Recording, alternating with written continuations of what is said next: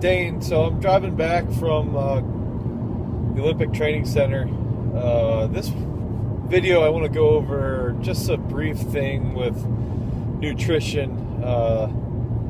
They had us listen to a nutritionist, which she was like super mediocre. It was okay, but you know, I'd say after 5 minutes she was pretty generalized and pretty much a typical nutritionist, you know, government type nutritionist that, I don't know.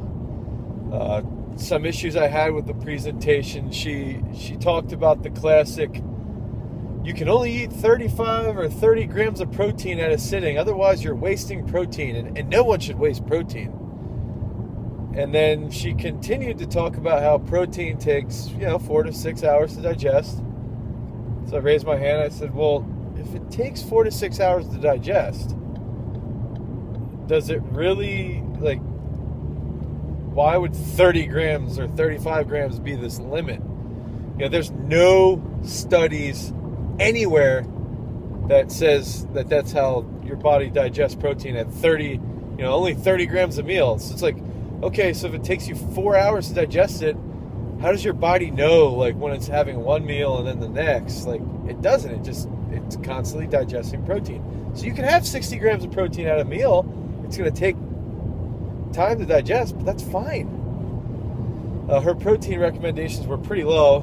Another thing, she was sort of anti-caffeine, which when you're talking to a bunch of Olympic weightlifters seems sort of strange. It's like, well, how many people in here really want to have caffeine before they train? Well, probably 99% of the people in here have caffeine before they lift weights.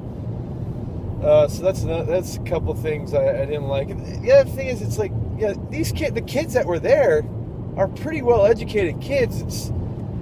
It's time for the nutritionist to stop saying, you need 60% of your diet should be from grains, and then the rest from protein, and then a little bit from fat, but only vegetable fat. Because these kids are educated. There's a ton of nutrition websites. Stefan Gouyenet has good stuff. Martin Burkhan has interesting stuff. Rob Wolf has cool stuff. There's websites everywhere. Ray Peat has cool stuff. These kids are actually reading stuff. So it's like, start talking about quality and things like that. Stop talking about the standard bullcrap prescription for nutrition.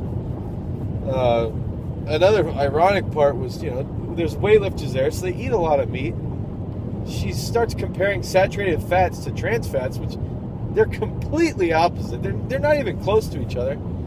She actually compared them to Satan. She started talking about how chicken fat looks like the fat that's found in arteries. Really? Okay. Well, and she starts saying how chicken fat's saturated, and it looks like what the plaque that's found in arteries, so you shouldn't eat it. Well, you should stick to monounsaturated and polyunsaturated fats. Well, that's funny because chicken fat's actually relatively high in monounsaturated and polyunsaturated fats. Linoleic acid's the predominant fat in chicken fat. So, which she neglected to admit was wrong. That's sort of, saturated fats are known to increase testosterone, and as long as you're getting them from quality sources, you're going to be fine. Now, trans fats are absolutely horrible, but then she started spouting off about vegetable oils being so great, and she liked coconut oil, but she didn't mention that coconut oil is a saturated fat.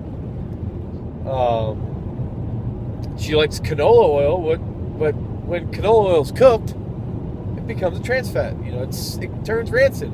Any polyunsaturated fat will turn rancid when cooked. If you read anything from Ray Peat, you'll know the dangers of polyunsaturated fats. And then she to demonstrate how saturated fats and trans fats are bad, she burned Frito-Lays or something. And she said, well, look at how much grease is on this. And she lit it on fire, which is, that's fine. That's pretty neat. Then I'm sitting there going, okay, well, what is that proving? That's not proving that it's bad. You know, people run diesel engines off of vegetable oil, off of corn oil, off of soybean oil, off of, you know, any peanut oil. So I'm like, okay, so what is that proving? Like, that's a terrible example, because like, people run their cars off of vegetable oil, and you love vegetable oil. Another thing I didn't really like was her rehydration. You know, it was like standard Pedialyte stuff. That's fine, I guess. That's pretty easy stuff, especially if you're traveling. One thing I like to have guys do is bring in some bone broth, put in a lot of Himalayan or Celtic sea salt, and then put in some coconut oil. So after you weigh in, you get a ton of minerals back into your system, some fat from the coconut oil, tons of salts, because you might be sucking weight a little bit, and the bone broth, you can add in some gelatin, it's high in glycine.